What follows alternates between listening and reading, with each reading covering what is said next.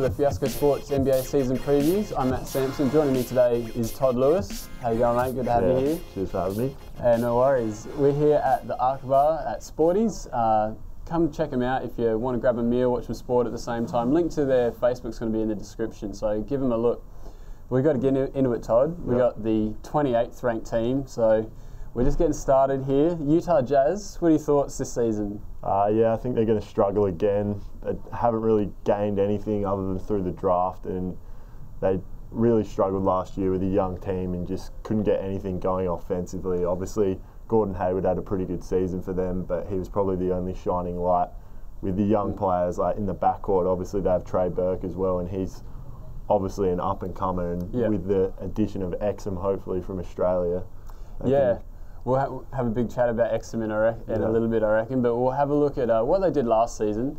They went 25 and 57th, which was good enough for dead last in the West, and 27th in the entire league. So definitely a little ways off the playoffs for now. But yeah, like you said, they do have that exciting young core, but with that youth also comes in experience, doesn't it? Yeah, that's it. And in the West as well, obviously, it's a lot stronger than the East, so they're always going to struggle in that competition. Obviously, if they were in the East, they'd probably win a fair few more games like the bottom sides usually do. So, yeah, with the inexperience, I guess they just got to teach these young players how to play ball basically at the highest level, and eventually, hopefully, they hold on to them. Utah obviously not being the biggest city, but they obviously do have a pretty good history through the 90s. They were a good team, so hopefully they can hold on to players like Exum and Trey Burke and Hayward, and they become better players and they can move forward. Yeah, exactly. I think that young core, that quintet of Hayward, Burke, Enes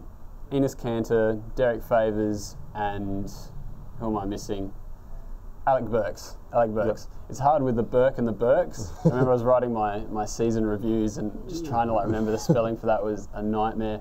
But those guys all played 27 minutes a game or more, which, is part of the reason why they struggled. Like we talked about inexperience, but like you said, it's like building up that young core is something you have to do to make it back to those glory years, isn't it? Yeah, that's it. And another one you mentioned there is Derek Favors. These guys have massive potential. He was second or third overall pick a couple of years ago, if I remember correctly. Yeah, so their ceilings are high. They're only going to get better. It's just a way of holding on to them, because obviously the bigger markets are always looking for these guys who are going to make their teams better. So that's always the struggle for these smaller franchises. Yeah, well, that's like you said, in Salt Lake City, just you have to build through the draft. You can't. You're not going to bring across those big names. You're not going to be able to be like a Brooklyn or a Los Angeles where you can just spend way over the luxury tax and just buy in talent as much as you like. So these young guys are definitely going to get a lot of run this year and hopefully keep improving. Like, I actually have them down one spot to where they finished last season, which might be a bit tough, but I think that some of the other lower teams have sort of reshuffled around them.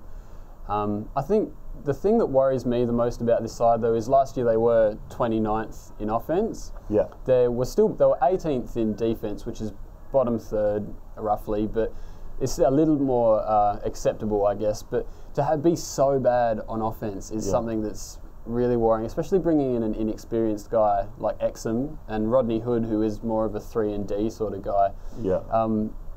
Does that worry you, that offensive struggles from last year? Yeah, I think so. Well, as you say, they're 29th and then they're only 18th in defense. Both those are outside the playoffs in either conference. So, yeah, it's obviously they've got to find more offensive power. And as you said, they've only brought in inexperienced players, really. So it's going to be a struggle to find that offensive power straight away. But you never know what these guys could do. They could come out with, like you said, they had played upwards of 20 minutes last year, all these guys. So they could come out next year with the experience and set the world on fire. Who knows? Yeah, well, we'll look at who they brought in the off-season, and it's not really many more big names, is it? I mean, they added Trevor Booker, who's a great energy guy, but not another real offensive threat. Steve Novak, pretty much all he does is shoot threes, and even last year he didn't do that.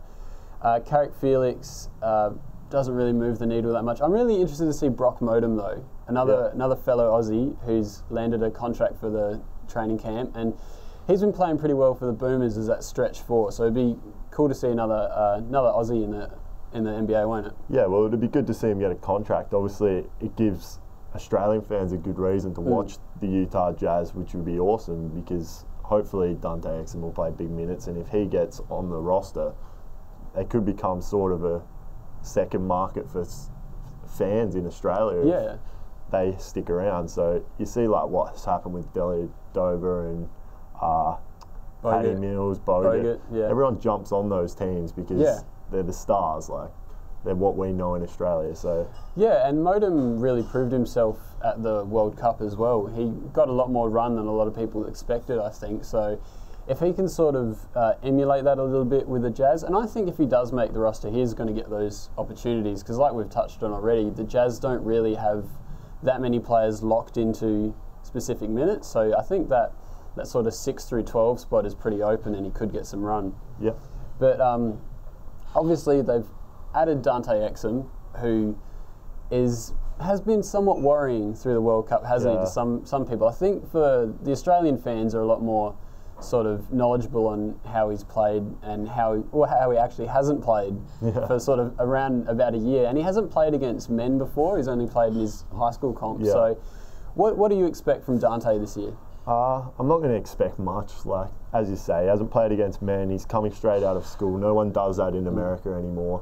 The last one to sort of do it is LeBron, that we can really say took it on and was a star straight away. So to say that you're not going to see Dante Exum scoring 20 points a game first season, but hopefully he keeps getting minutes and the experience, he builds on that, and in the future he's a good player because he's obviously got the talent. We've seen what he can do. But through the World Cup, he hasn't been playing a lot of minutes, and when he has been on, he hasn't been setting the world on fire. So it's hard to say what he will do this year. And I think the World Cup is a hard place to sort of gauge a player's NBA potential as well, because it is such a different game. There's so many different rules, it's different time length, just even small things like you can't call a live ball timeout, which is a major factor to down the end in the NBA, and that's something he's going to have to learn as a floor general in controlling the tempo, and hopefully they'll be in some close games and that'll matter.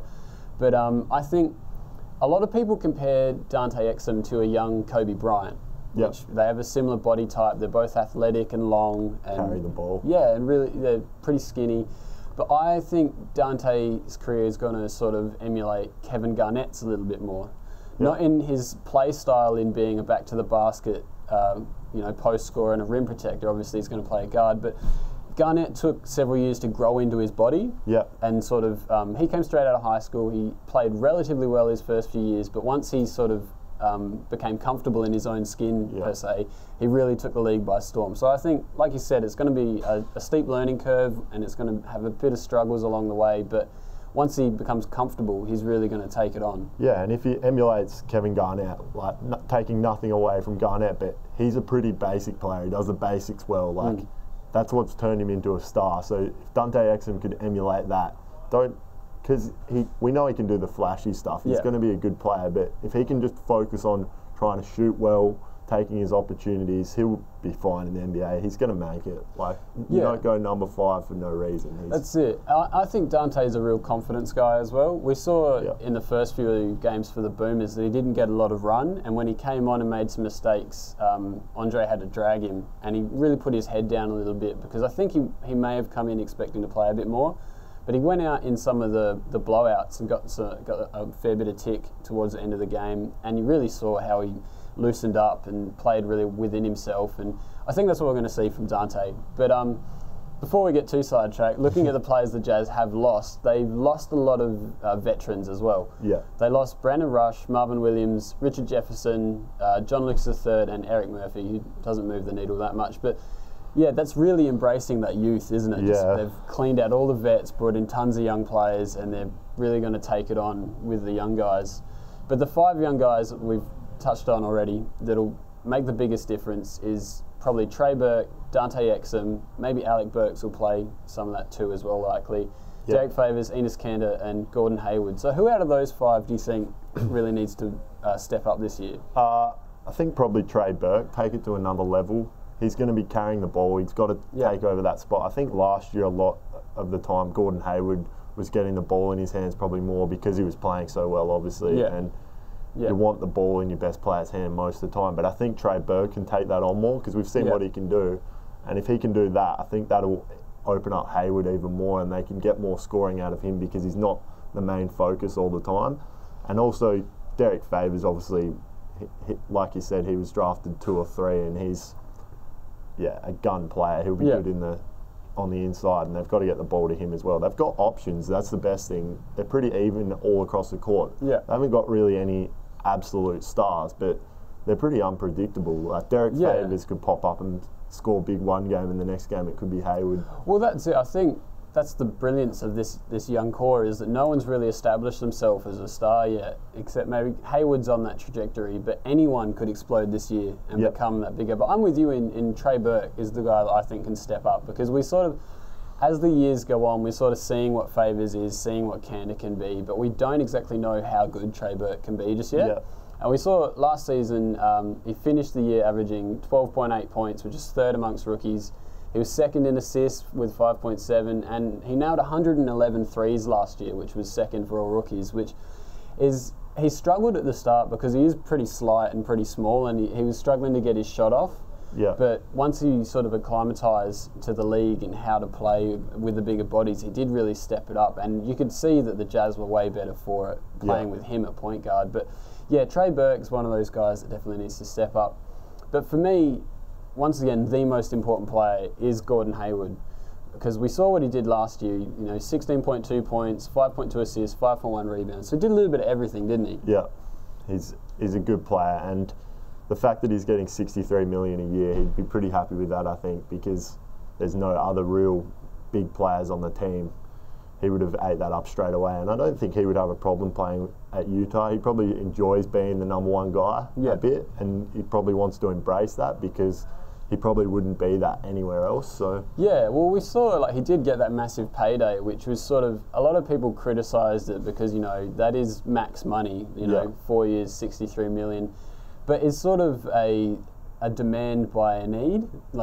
Charlotte really pressed Utah into taking that by signing him to an offer sheet, and Utah had to match it, otherwise they're going to lose him and then they don't have anyone. Yeah, they've put all this time into him, but I think we'll see. Last year he played really well, but his shot percentages really took a hit. I mean, 41% from the field and 30% from three really isn't that great. It's both below the league average, and that's not his fault. It's purely from being the number one player, and he's had to face the best defender every night. So I think with more options on this team as guys develop around him, he's definitely going to become more efficient and hopefully live up to that money, don't you think? Yeah, that's 100% correct. Like we said just before, if Trey Burke can really take on a role as the second guy or even the first guy, who knows, if he can really open it up for Hayward, he'll get more open shots and that field goal percentage will go up, and he'll probably, I would say he's going to improve on those numbers this year.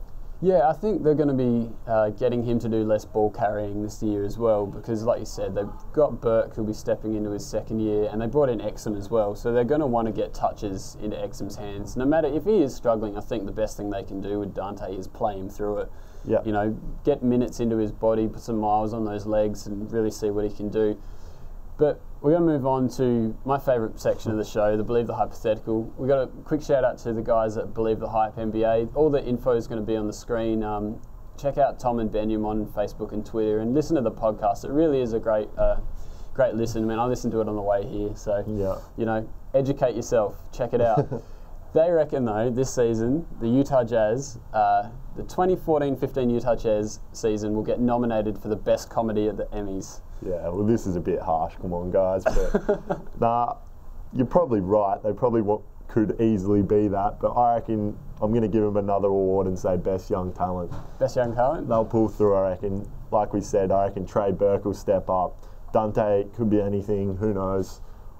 I'm going to give him Best Young Talent early, but it could easily change to comedy by season's end. I think if they were writing this season in the way it's sort of gone in the last few years, they were in the playoffs not too long ago. It's sort of like a Shakespearean tragedy, isn't it, the way that it's all sort of crumbled apart around them. But yeah, I think they might be a little bit harsh giving them, because there are a couple other teams that are sort of floundering a bit worse. But yeah, Young Talent, maybe Best Young Comedian. Is there a Young Comedian award? Yeah, that could definitely be it. Maybe they're double talents, a bit like the late Robin Williams does it all. Well, there we go. The Utah Jazz season is going to emulate Robin Williams' career, perhaps. Okay. But yeah, that looks like it's about all we got time for. So we've got to jump into the 30-second buzzer beater round. Okay. I'll give you 30 seconds. What's your prediction for the Utah Jazz this season? Okay, unfortunately, the Utah Jazz won't be playing playoffs. They'll probably finish in the lower part of the West because it's such a hard conference, but I'm excited to see what they can do with their young talent. Trey Burke could easily step up this year. Obviously, Dante, and if Modem goes there as well, it'd be awesome to watch for Australian fans. So definitely get around the Utah Jazz because it's going to be exciting for us. But yeah, don't expect much from this young team, but they've definitely got potential for the future. If they can hold on to these guys, their ceiling's as high as anything, pretty much.